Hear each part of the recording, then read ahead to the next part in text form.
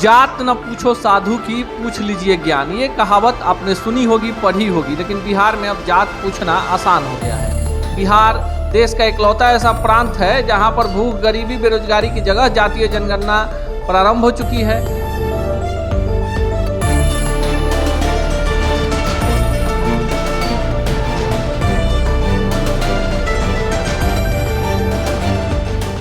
फायदा कुछ नहीं है जातीय जनगणना कराने में।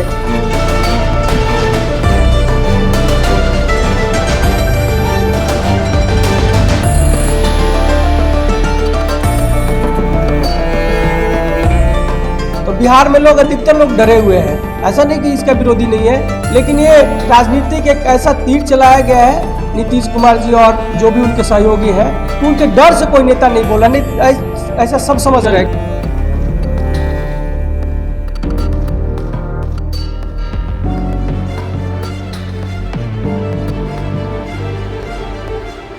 यह नकारात्मक काम हो रहा है। राज्य के जो फंड है उसको नष्ट किया जा रहा है।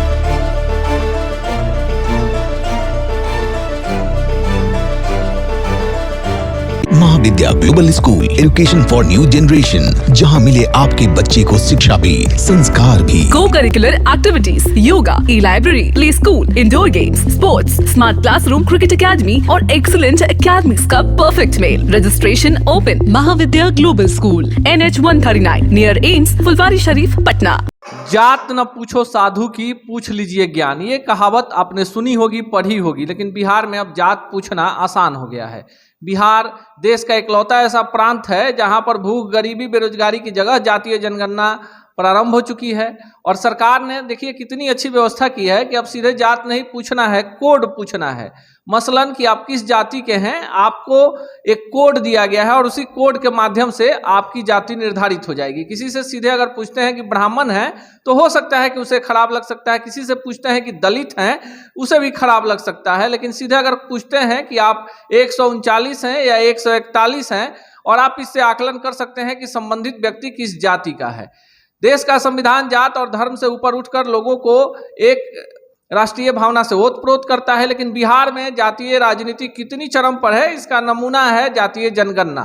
तमाम दल, चाहे वो सत्ता में हैं या विपक्ष में, सबों ने इस अधिनियम का समर्थन किया है। इसी कारण बिहार में जातीय जनगणना प्रारंभ हो गई। इसी विषय को लेकर कई सारे सामाजिक कार्यकर्ताओं से आज हमारी मुलाकात हुई है पटना में, और आइए इन्हीं से जानते हैं कि कितना इससे बिहार का विकास होगा और इसका कितना फायदा होगा या नुकसान होगा। सबसे पहले ये बताइए कि ये जो जातीय जनगणना हो रही है इसका क्या फायदा होगा बिहार? फायदा कुछ नहीं है जातीय जनगणना कराने में। जितने शिक्षक हैं, जितने कर्मी हैं, सारे लोग का समय बर्बाद हो रहा है, और जितना बजट लगेगा जातीय जनगणना करने में, उतने में एक बहुत अच्छा यूनिवर्सिटी की स्थापना की जा सकती थी। लेकिन यहाँ बिहार का स्थिति है कि यहाँ के लोग केवल राजनीति के बारे में सोचते हैं, बिहार के विकास के बारे में नहीं सोचते हैं, और उलझाना चाहते हैं अंग्रेजों के जैसा जात पात में। यहाँ धर्म का मामला बहुत कम आ पाती है यहाँ पर, लेकिन यहाँ धर्म छोड़कर जाति में बहुत ज़्यादा उलझाने की कोशिश है। अगली जाति, पिछड़ी जाति, इसके बाद EBC एक आ गया, एक उसके बाद भी आ गया नीचे, उसके बाद भी नीचे आ गया। तो फिर सवाल उठता है कि आज़ादी के 75 वर्षों के बाद देश का संविधान दबे कुचले और पिछड़े वंचित समाज को आरक्षण के माध्यम से जब मुख्य धारा में लाने के लिए कई नियम, कायदे, कानून आरक्षण की एक बड़ी हथियार को दे चुका है, तो फिर ऐसे जातियां या ऐसा समुदाय अगर 75 वर्षों में भी राष्ट्र के मुख्य धारा में नहीं आया है तो दोषी कौन है? दोषी यहाँ के 15 साल, देखिए पीछे तो बहुत सारा फंड नहीं था, लेकिन पिछले 30 साल से सरकार के पास एक निश्चित फंड थी। 30 साल में जो भी यहाँ बिहार के रहे हों, अभी तो बहुत, मैंने वहाँ के राज ठाकरे बोले हैं कि आखिर 30 वर्ष में क्यों ऐसा हुआ कि बिहार के लोग दूसरी जगह मजदूरी करने चले गए। 30 साल बहुत कम नहीं होता है।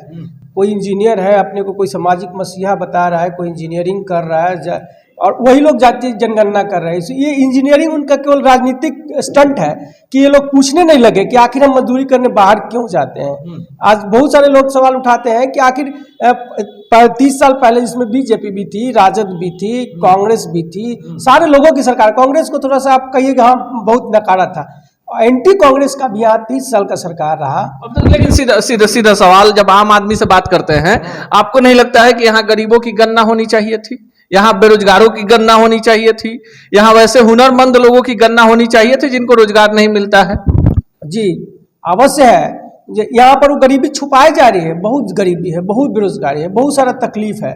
उस सब तकलीफ को दूर कर मैंने तकलीफ को दूर नहीं करना है, उन लोगों को छुपाना है। और छुपाने के लिए ना ये जो जातिगत मानसिकता भर देना है, डर कर कोई भी जो विकासशील नेता है वो भी डर गए हैं कि हमारे समाज के लोग बहिष्कार कर देंगे, तो इसके खिलाफ नहीं जा पा रहे, इसके खिलाफ नहीं बोल पा रहे। लगभग 50% लोग जरूर है कि इसके खिलाफ है, लेकिन ये ऐसा एक मैंने तीर छोड़ा गया है कि डर गया है सब आदमी कि अपने हम ऐसा तो नहीं ना कि हमारे समाज के लोग हमारे खिलाफ जानेंगे कि खिलाफ है। शिक्षा रोजगार की बात करें तो यहाँ अधिकार की बात है, जाति के बात है। तो बिहार में लोग अधिकतर लोग डरे हुए हैं, ऐसा नहीं कि इसका विरोधी नहीं है, लेकिन ये राजनीतिक एक ऐसा तीर चलाया गया है नीतीश कुमार जी और जो भी उनके सहयोगी हैं कि उनके डर से कोई नेता नहीं बोला, नहीं ऐसा सब समझ रहे हैं। चलिए आपकी बातों को इत्तेफाक रखते हैं। हमारे साथ एक वरिष्ठ नागरिक हैं और वर्षों से सामाजिक स्तर पर काम कर रहे हैं, आइए इनसे जानते हैं। जातीय जनगणना होने से आपको क्या लगता है कि दहेज समाप्त हो जाना चाहिए? जो गरीब लोग हैं, उसी समाज के अमीर लोग हैं जिनको राजनीति में आना है, वे अपने योग्य पुत्रों की शादी अपने ही समाज के गरीब बेटियों से करें, आपको लगता है कि हो पाएगा क्या? यह केवल नए सिरे से सत्ता पाने का एक हथकंडा है। जातीय जनगणना राज्य के किसी भी तरह से भला होने वाला नहीं है। हम इस बिहार में कांग्रेस की सरकार के बाद जो सरकारें आई, यहाँ 15 साल पापा की सरकार आई और 15 साल चाचा की सरकार आई। आज हम किसी भी राज्य में बिहार के लोग जाते हैं काम करने तो सर वहाँ के लोग गाली देते हैं।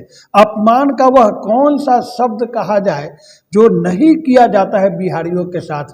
तो हमारे आज इस बिहार के नेतागण इकट्ठा बैठकर इस बिहार राज्य के विकास के लिए कोई बात नहीं करते, बल्कि विकास की जगह पर हम कैसे गरीबों को अलग अलग ढंग से बांटे, जातियों को अलग ढंग से बांटे, अलग अलग जातियों का कितना वोट बैंक होगा जिससे हम अपनी सरकार बनाएंगे। यह नकारात्मक काम हो रहा है।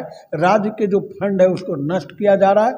यहाँ के सरकारी कर्मचारियों को बेवकूफ सुन लीजिए नीतीश कुमार, राज्य का फंड है, चूंकि शिक्षक लगेंगे और जिन शिक्षकों को बिहार के नौनिहालों को पढ़ाना है वो जात गिनेंगे, घर गिनेंगे और वो बताएंगे, और इसका क्या परिणाम होगा ये भी आने वाले समय में होगा। आपको नहीं लगता है कि जब जात की गणना हो जाएगी, जिन जातियों की तादाद हो जाएगी, वो दबंगई दिखाएंगे अन्य जातियों पर?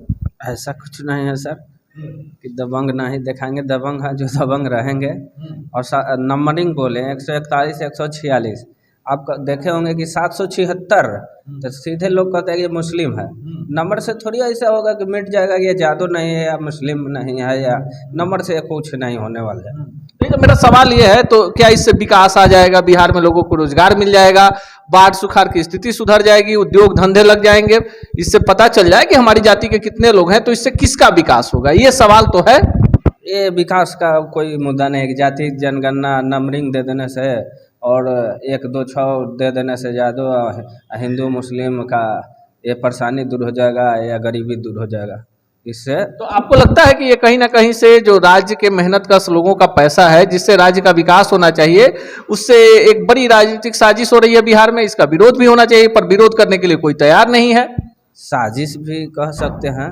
पैसा नष्ट हो रहा है तो साजिश ही कहेंगे कि ये गरीबों का GST जो है उसका 100 रुपया का कोई सामान ले रहा है तो उसे गरीब के ही GST से सब बिहार सरकार, राज्य सरकार में पैसा जाता है, उस पैसा का दुरुपयोग कहिए। देखिए, आम आदमी जो है वही लोकतंत्र में मालिक है, और मालिक जो होता है वो जनतंत्र में जन ही तंत्र का निर्माण करता है। पर जिस तरह से बिहार में विकास की बात होती है तो सत्ता पक्ष विपक्ष पर और विपक्ष सत्ता पक्ष की बात करती है, आम आदमी का कोई राय नहीं लिया जाता है।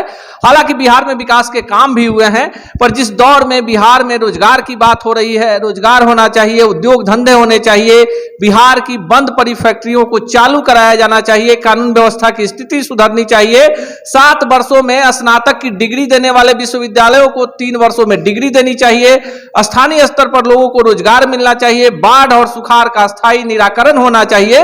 वहां पर बिहार में जात की गणना हो रही है और इस गणना के बाद जो परिणाम आएगा उसी हिसाब से अब टिकट का बंटवारा होगा।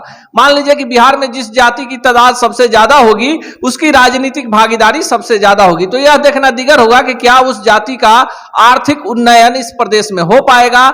आम आदमी आम ही रह जाता है और लोकतंत्र में जो तंत्र जीत कर जाता है वो खास बनकर आपके और हमारे आगे की थाली को छीन लेता है। हम और आप जात धर्म की ऐसी अफीम को चाट कर ऐसे गलतफहमी और खुशफहमी में रहते हैं कि हमारे जात का नेता हमारे जात का कल्याण कर देगा। अगर ऐसा ही हुआ रहता तो बिहार में आज कई जातियां जो पिछड़ेपन का शिकार है, आर्थिक रूप से कमजोर है, शैक्षणिक रूप से कमजोर है, उनका उत्थान होना चाहिए, क्योंकि सबसे ज्यादा मुख्यमंत्री और सबसे ज्यादा सत्तासीन उन्हीं जातियों से निकले हैं। जात पात में उलझे बिहार का विकास कैसे होगा, यह सवाल लेकर अगले परिचर्चा में आएंगे और कई लोगों से बात कराएंगे, क्योंकि लोकतंत्र में लोक यानी जनता ही मालिक है।